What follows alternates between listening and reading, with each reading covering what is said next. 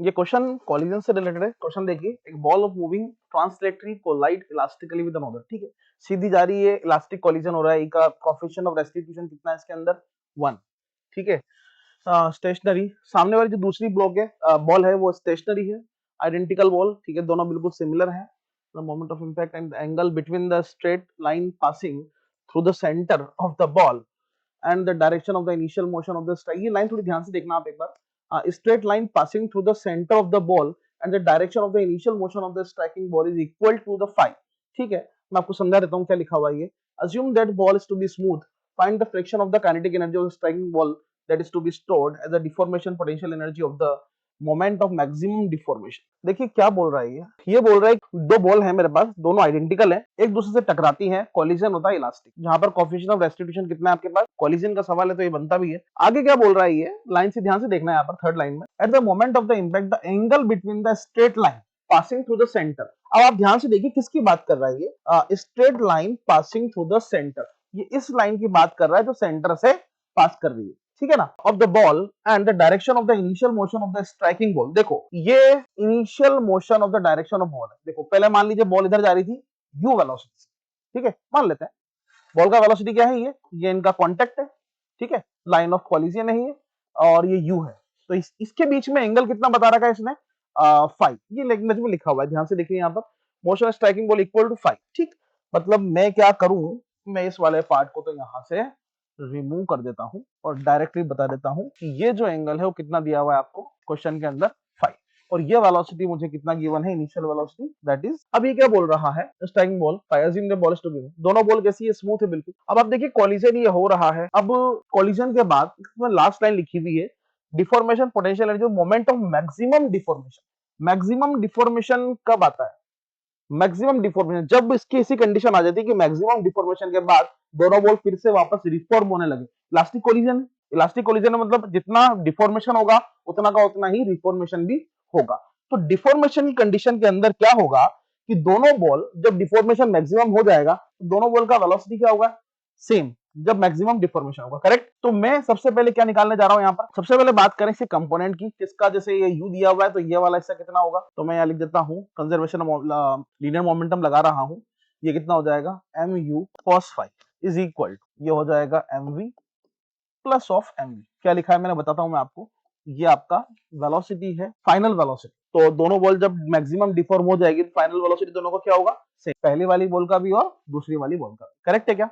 तो ये क्या बन जाएगा आपके पास, mu cos phi is equal to 2mv, correct है। यहाँ से mm कैंसिल आउट हो जाएगा, अगर मैं यहाँ से v निकालना चाहूँ तो v इज इक्वल टू कितना हो जाएगा आपके पास, ये हो जाएगा u, m तो कैंसिल आउट हो जाएगा, cos phi डिवाइडेड बाई 2। सवाल ये आता है कि ये सब की जरूरत क्यों पड़ रही है, कि मेरा टारगेट है यहाँ पर एनर्जी की बात करना, और एनर्जी निकालने के लिए मुझे सबसे पहले क्या निकालना पड़ा, उसका वेलोसिटी, करेक्ट है क्या। तो सबसे पहले बात करें एनर्जी की, ये मैंने क्या लगाया था, कंजर्वेशन ऑफ लीनियर मोमेंटम, ये मैंने conservation of linear momentum apply किया हुआ। आगे बात करते हैं, जब मैं बात करूंगा कंजर्वेशन ऑफ मैकेनिकल एनर्जी की, तो क्या लगाएंगे अपन, क्या लगाते हैं, कंजर्वेशन ऑफ मैकेनिकल एनर्जी का फॉर्मूला क्या होता है भाई साहब, kinetic energy plus potential energy at initial point plus is equal to kinetic potential at final, यही होता है। तो अपन बात करें इनिशियल पोटेंशियल की, कोई बात होगी नहीं, किसकी बात होगी, केवल और केवल काइनेटिक की। काइनेटिक कितनी हो जाएगी आपके पास, हाफ एम, यू कितना है साहब, यू कॉस फाई का होल स्क्वायर, कब की बात हो रही है, इनिशियल की। अब बात करें किसकी, फाइनल की, तो फाइनल का कितना हो जाएगा, हाफ एम वी स्क्वायर, ये आना चाहिए। और सर वी कितना निकाल चुके हो आप, ये, तो वैल्यू कितनी हो जाएगी, हाफ एम, वी का वैल्यू कितना है, यू कॉस फाई बाई 2 का होल स्क्वायर, यही आना चाहिए। ये तो सर एक का हुआ, लेकिन यहाँ पे बॉल कितनी है मेरे पास, तो अगर एक का एनर्जी इतना है तो दो का कितना हो जाएगा, मल्टीप्लाई बाई 2 कर देना पड़ेगा, प्लस साथ में यहाँ पर आ जाएगा डिफॉर्मिंग पोटेंशियल एनर्जी। डिफॉर्मिंग मतलब जब विरूपण हो रहा है, डिफॉर्म हो रहा है, ये विरूपण वर्ड लिखा हुआ है यहाँ पर हिंदी में इसका, जब डिफॉर्मेशन हो रहा है तो उसकी एनर्जी, पोटेंशियल एनर्जी कितनी होगी तो मुझे बताना है। तो उसको मैंने क्या किया, plus of deforming potential energy. अपना टारगेट क्या है सर, काइनेटिक एनर्जी तो है मेरे पास, मुझे क्या निकालना है, डिफॉर्मिंग पोटेंशियल एनर्जी। इस वाले पार्ट को उठाकर इधर फेंक दो, आप नोटिस करेंगे ये वाला पार्ट कैंसिल आउट, को ओपन करेंगे तो कितना हो जाएगा, ये 4, इधर करिए इसको तो कैसा दिखेगा दिखने में, half m u cos phi का whole square minus of 1/4 M